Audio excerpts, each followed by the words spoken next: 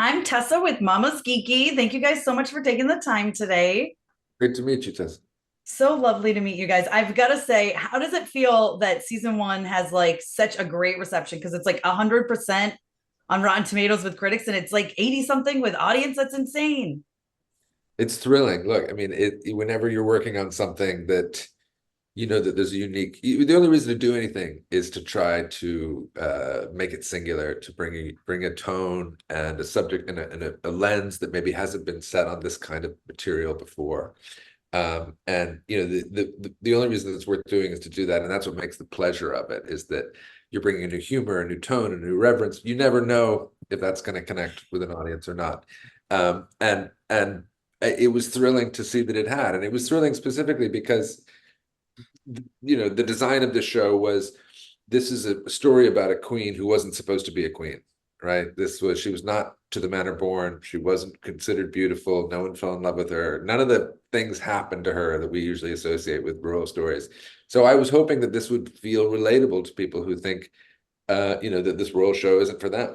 This is a show that's for them. It's for everybody. What happens if you take the smartest person in the room and you say they don't count? They're going to find a way to win the game, and by any means necessary. And I think that's what is aspirational about the show. And I think that doing that with a kind of wink at the camera, doing it with you know, to acknowledge the absurdity of the world these people exist in is what's fun for people. Absolutely. You have anything to add, Erwin? No, that's really, I That was don't. said very well. Yes, Yeah. exactly.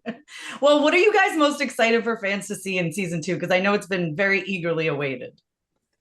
Well, I think the most fun thing and sort of newest element and all of that in season two is two things. When she is challenged by somebody who is as smart, same gender, and has the same social status, namely another queen. But the second thing is she is equally challenged by her children. Yep. You have anything to add, Justin? What are you excited for people to see? Absolutely. I mean, because I think, you know, it's this classic story of I'm doing everything I'm doing for my kids, right? I'm fighting the fight, I'm lying, I'm cheating, I'm playing this vicious game, but it's going to be different for my kids, right? It happens all the time, right? But the kids have grown up in a different world. And as Erwin put it very well to me, he said, you know, she's always telling us, I'm doing this for the kids. She's never asking herself, what am I doing to the kids in this process? Yes. Children are always our mirrors, right? So these are very individual kids who react to her very differently, but are deeply impacted by her. And she begins to see her reflection in them.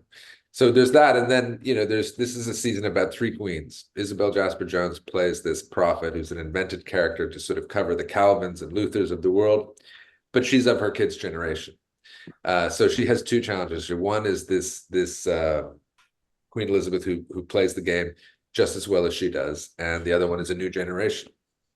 And then speaking of challenges, what was your biggest challenge in getting this show made? It's a good question. I mean, season one, COVID. Season two, Yeah. multiple strikes. Um, so it was like, you know, Armageddon.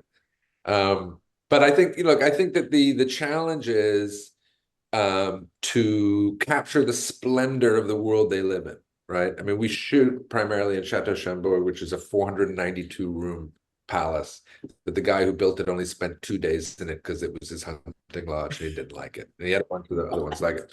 Um, right.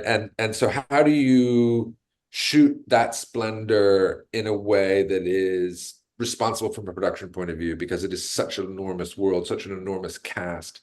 And the answer to that, the challenge, but also the opportunity, comes from making these people deeply human.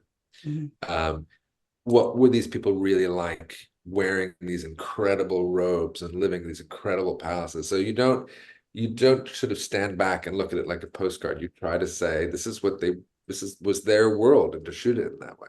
Yeah, amazing. Well, that's my time. Thank you guys so much and congratulations. Thank And you. I can't wait for more. So thank you guys.